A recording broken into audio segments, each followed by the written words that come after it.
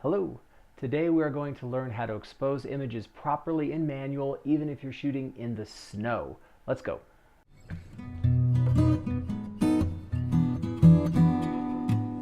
So today we're going to be talking about how to shoot images properly in the snow, something a lot of us are doing this time of year. And why is that difficult? That's what we're going to tackle first, and then we're going to look at an example of building exposure properly in snowy conditions.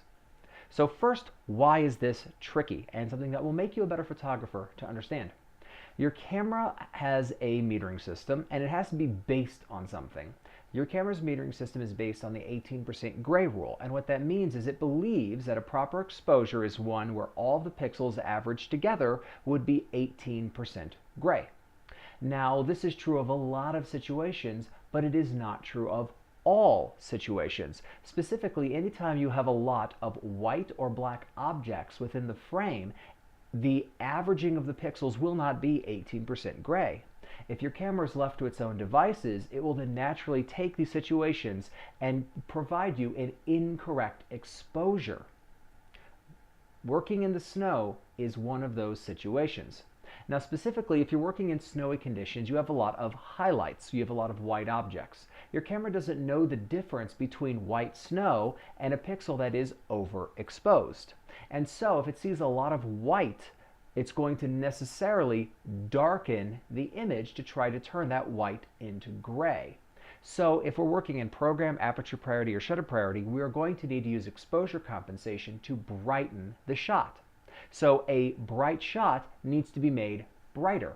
The opposite then is true whenever we're working with dark situations. When I work in the studio with a black background, the camera will naturally see a lot of black, believe the shot is underexposed, and try to brighten it. So a dark image needs to be made darker when we're working with black backgrounds or black shirts or something along that line. When we work in snowy conditions, the camera is going to make the exposure too dark. So what we're going to do now is go outside and we're going to try to build an exposure in snowy conditions, and we're going to take a look at what we do in manual, how we double check that we're correct, and how the camera would do this scene if left to its own devices. As a sneak peek, we are going to be using the histogram to make sure we get a proper exposure. So we are looking at a shot of the snow on the ground, and so there's a lot of white in the scene, and that means that the camera is going to see a lot of white, think that the shot is overexposed, and is going to try to darken it. So let's take a look at that in practice. We're here in manual, 1/160th of a second, f8 ISO 100, and the camera believes we're 1 2/3 stops overexposed. If we look at our histogram on the bottom right, I agree that we are overexposed because we're seeing it bunch up on the right side of the frame, right side of the histogram, and that means that we have clipped pixels. So let's see if we can adjust that. We're going to take it and we're going to darken that down to a 200th of a second, and immediately I think we solved the problem. We're not clipping on the underexposed area, we're not clipping on the overexposed area. The spike that we have on the right side of the histogram is all of the snow in the frame. It is near that really right extremity of the histogram, which is where it should be. Now the camera believes that we are still 1 1/3 stops overexposed. But I got to say that I disagree with that. Overexposed would be if we were really clipping these highlights in the snow, and that's not really what's happening at a 200th of a second. If we go here to a 1/125th, then we definitely are clipping highlights, and we can see it in the snow and we can see it in the histogram. So that is what really overexposing snow would look like. Now if I darken this down to a 200th, the histogram is informing me that the distribution of values says I'm not clipping my highlights, which means there's information in the snow. I can see pattern and texture. What I really want to do now is compare what the histogram tells us is correct to what the exposure system says is correct, and that would be this. Aperture priority f8 at ISO 100, so the only thing that will change is shutter speed, and it went from a 200th to a 500th of a second.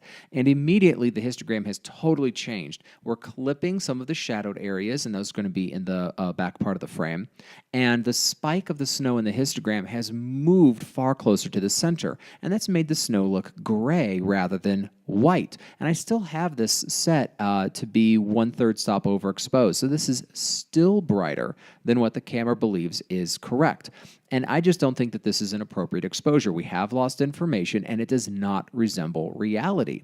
So that's a situation with snow where the metering system of the camera just cannot read the situation properly. What we need to do is use our histogram intelligently in order to build a proper exposure, because this shot here at a 200th of a second looks correct, and the histogram distribution tells us that it is correct.